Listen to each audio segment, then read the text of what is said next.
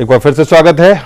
तरुण तेजपाल के बाद हम लोग चर्चा करेंगे आम आदमी पार्टी, जिन्होंने समाज को खास करके दिल्ली में जिन्होंने ये वादा किया देश के दिल्ली के निवासी को कि वो एक ईमानदार, जिसमें कि कहीं कोई भ्रष्टाचार, किसी भी तरह की वो राजनीतिक व्यभिचार शामिल नहीं होगा, जिसमें कि भाजपा और कांग्रेस डूबे हुए।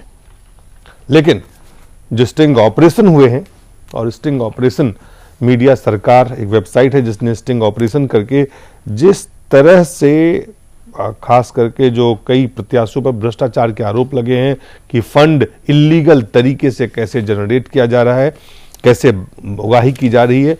और ये जो आपको मैं दिखाता हूं, इस पे जो जिन जिन लोगों के ऊपर ये स्टिंग ऑपरेशन में साजिया इल्मी है, जिनके ऊपर ये स्टिंग ऑपरेशन हुआ है, साजिया इल्मी ने क्या कहा है वो आप देखें। Actually, that's our rival company. So we just want to tarnish the image of the company. We will try to find out loopholes of the company, and we will arrange the dharna and all. So अगर आप 5 minute के लिए धरने में आ जाएंगे, that will be a great help and news for us. ना हम लोग खुद अगर इस कंपनी के खिलाफ कुछ करेंगे, some solid documents only then can do it. You have to show me the documents. If there is something against them, then only will be doing. You will just not do it like that. हम actually क्या है कि हम कुछ निकाले वहाँ पे। साजिया इल्मी के साथ इरफानुल्लाह जो उनके उम्मीदवार हैं ओखला से आम आदमी पार्टी के, कुमार विश्वास जो उम्मीदवार तो नहीं है लेकिन आम आदमी पार्टी के नेता है। तमाम लोगों को इस स्टिंग ऑपरेशन में तमाम लोग देखे गए हैं, सुने गए हैं, और ऐसा लग रहा है कि कहीं ना कहीं सारा कुछ तमाम चीज़ें बिल्कुल जो दावे हैं उस अनुरूप तो बिल्कुल नहीं दिख रहे हैं पुष्पेंद्र। और आम आदमी पार्टी के जो जितने भी दावे थे वो तमाम दावे एक के बाद एक आप देखें, चाहे वो अन्ना की सीडी हो, चाहे स्टिंग ऑपरेशन हो, चाहे अन्य जो भी खबरें आ रही हो, ऑल इज नॉट वेल। जो खास करके दावों को देखें, हम लोग वैसे तो बहुत सारी चीज़ों को भूल जाते हैं, लेकिन आपको याद होगा जब अन्ना का आंदोलन चलता था तो अन्ना क्योंकि महाराष्ट्र के हैं तो उनका जो प्रोनाउंसिएशन भी था और जो शब्दों का सिलेक्शन था उसमें 2 शब्द बहुत लोगों ने सीखे इस दरमियान में। वो बार बार ये कहते थे कि निष्कलंक जीवन, एक शब्द अन्ना बहुत बोलते थे, और दूसरे अभी भी उन्होंने कल परसों भी रिपीट किया, चारित्रशील। और उन्होंने कहा कि अरविंद के चरित्र पर मुझे कोई वो नहीं है। तो निष्कलंक जीवन, चारित्रशील व्यक्ति, साधा उच्च विचार, ये 3-4 बातें वो कहते थे। और उसी आंदोलन की उपज है आज आम पार्टी। और आम पार्टी के बारे में पहले चंदे को लेकर के चमन में उजाड़ हुआ, आपस में एक दूसरे के ऊपर छींटाकशी हुई, और वो भी फिर फॉरेन फंडिंग का मामला हुआ। अब उसके बाद में ये जो आया है टेप, इससे ये तमाम सारे जो कवि, शायर, ये सब इकट्ठे जो किए थे इस पार्टी ने, उन सबका ये पता चल गया कि आप गाली दे सकते हैं लोगों को। तो भाई जो एक कैटल कहते हैं साहब उन लोगों को जो आम उसमें चलते हैं, मंत्रियों पे आप कमेंट कर सकते हैं, 20,000 का चंदा हम चेक से लेते हैं। इन तमाम सब लोगों ने इस स्टिंग ऑपरेशन के अंदर साफ साफ बोला कि एक साजिया इल्मी कह रही है कि भाई 1 लाख रुपए तो हमारा बिल ही हो जाता है टेलीफोन का, तो हमें आप कैश दे दो, हम उसमें एडजस्ट कर देंगे, कोई फर्क नहीं पड़ता।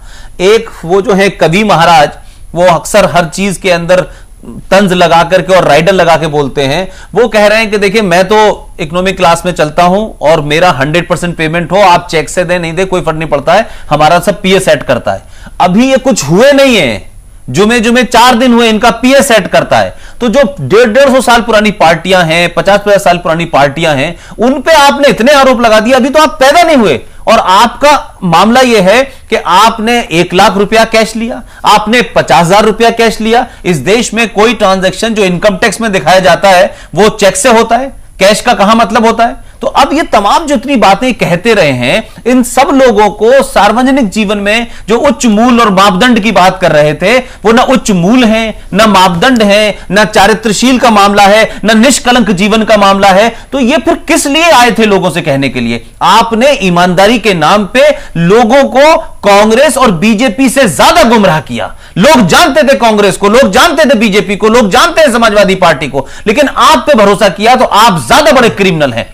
और अगर अरविंद केजरीवाल की पार्टी में जरा सा भी जर्फ है, अगर जरा सा भी कहीं सोच है, तो मैं समझता हूं कि जिन जिन लोगों के नाम आए हैं उन तमाम लोगों को इस इलेक्शन से विड्रॉ करना चाहिए। नहीं तो लगेगा कि आप इस रेस में शामिल होने के लिए तत्पर हैं, उत्साहित हैं, जल्दी से जल्दी सत्ता तक पहुंचना चाहते हैं, चाहे किसी रास्ते से जाएं, लेकिन भाषण देने के लिए, ज्ञान देने के लिए समाज में आपने सारे हरबे इस्तेमाल किए, लेकिन आप उन सबसे ज्यादा घटिया हैं जिनके बारे में आप राय समाज में कहते थे। राकेश जी, राजनीति में उतरना और बिल्कुल साफ सुथरा रहना मुश्किल है। देखिए, ऐसा है कि राजनीति के बारे में तो ये कहावत है ही कि, और खास करके चुनावी राजनीति में, काजल की कोठरी में कितना हो सयानो जाए, काजल की एक लीक लागी है वाली स्थिति जो है ये राजनीति में क्या, अब तो समाज के हर फील्ड में लागू हो रही है। अन्ना ने अपने आप को जो इन लोगों से थोड़ा अलग रखा या रखने की कोशिश की, लगता है कि उन्होंने सूझबूझ और बुद्धिमानी का काम किया, क्योंकि वो जानते थे कि राजनीति में आने के बाद क्या क्या होगा। ये लोग दूसरों की बुराई, मैंने आपसे कहा ना कि इनका काम ही है दूसरों की केवल बुराई देखना, उसके बारे में बात करना, हर आदमी को कलंकित कर देना, ये इनका जैसे कि एजेंडा, इनका मुख्य एजेंडा था।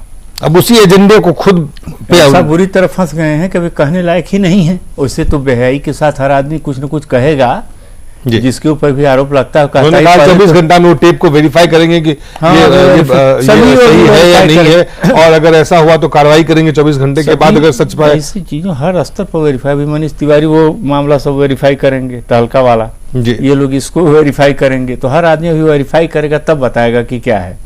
चीजें बाकी लोगों को तो समझ में आ गई हैं, लेकिन इन लोगों का वेरिफिकेशन बाकी है। अब सवाल है कि ये सब देख के मुझे ऐसा लगता है कि आज भी राजनीति में बहुत अच्छे लोग हैं जो बहुत सारी बुराइयों से दूर हैं, जो उन्हीं पार्टियों में है, कांग्रेस पार्टियों में हैं। और मैं जानता हूं, क्योंकि देखिए कुछ ऐसी चीजें हो गई हैं चुनावी राजनीति में, जो लोग कूदते हैं ना, उसमें कहीं न कहीं इस तरह की चीजें होना बड़ा स्वाभाविक हो जाता है, बहुत स्वाभाविक है। और आप बहुत ज्यादा अगर आप आदर्श हैं तो आप रहिए, फिर करके दिखाइए, फिर ये सब क्यों कर रहे हैं आप, फिर ये सब क्यों कर रहे हैं। तो अनुजा, जो दिल्ली के लोगों को जो एक विकल्प दिख रहा था, ईमानदार विकल्प, वो ईमानदार पे काफी सारे से उस ईमानदारी पे सवाल उठ चुके हैं। अब स्टिंग ऑपरेशन आ गए हैं, अन्ना की सीडी आ गई है, तो दिल्ली के जो लोग हैं, अब कांग्रेस, बीजेपी और आम आदमी पार्टी में उनको फर्क नजर आएगा? अब भी बिल्कुल नजर आएगा, मुझे नजर आ रहा है। अगर मुझे नजर आ सकता है तो सबको नजर आ सकता है। और हम लोग तो पहले से ही जानते थे कि अचानक जुम्मा कोई सामने नजर आए। स्टार्टिंग में तो बहुत लग रहा था कि बहुत प्रॉमिसिंग है ये पार्टी, और शायद पता नहीं कोई चमत्कार ही कर देगा झाड़ू के साथ।